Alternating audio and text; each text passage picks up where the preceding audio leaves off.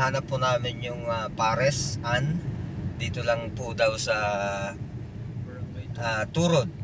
So I think mahanap po natin yung Pares na yan. So sige po, make sure lang po panoorin hanggang dulo at sana po ay pagbabayan po kayo ng poong may kapal.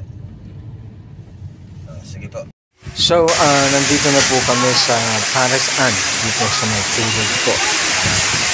So pero napakalakas po ng ulan. So ayan po ang mga menu nila. Merong overload 110 pesos, meron din 45 pesos. Tsaka only rice ho sila. Talagang mag-a-add lang po kayo ng 40 pesos.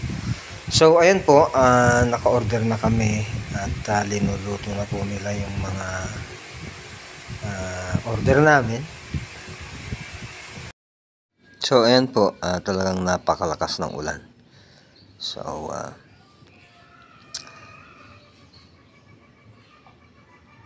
ayan po, talagang ito po naman yung loob niya. At ayan po si Iboy, Budong, tsaka si Sayong. Ayan po, talagang open yung lutoan nila para nakikita ninyo kung anong ginagawa nila sa kitchen. So sa tingin ko po okay po dito, bisitahin niyo po ito. So ayan na po ang mga order namin. Meron mami with beef, itlog, pares, meron din pong mga chili oil, kalamansi. So ayan po ang aking order, mami with itlog. Ang karne niya po ay bagnet and beef.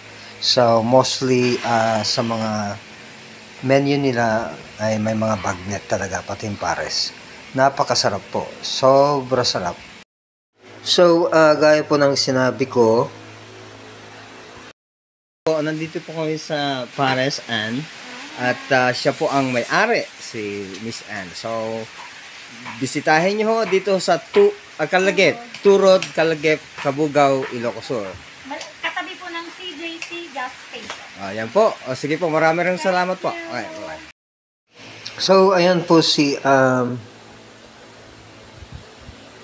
Yong, si Iboy, ako, taga-picture po si Budong, si Carlos, si Jimboy, si Brel. Parang I hope I pronounce it correctly. So maraming salamat po sa inyong lahat.